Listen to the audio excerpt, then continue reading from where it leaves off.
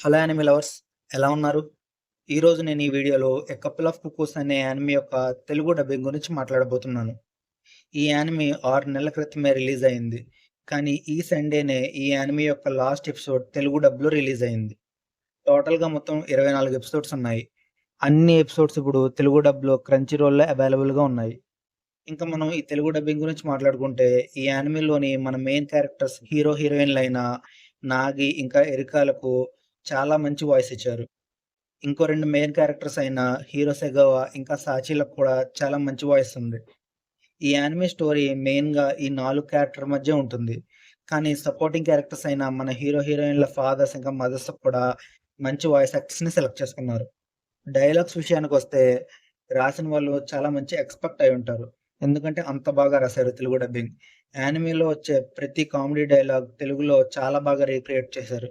కొన్ని చోట్ల తెలుగు డబ్బింగ్‌ని మీరు నిజంగా ఎంజాయ్ చేస్తారు. ఇంకా మన హీరో వాయిస్ యాక్టింగ్ విషయానికొస్తే హి ఈస్ ది నంబర్ 1 అని చెప్పొచ్చు.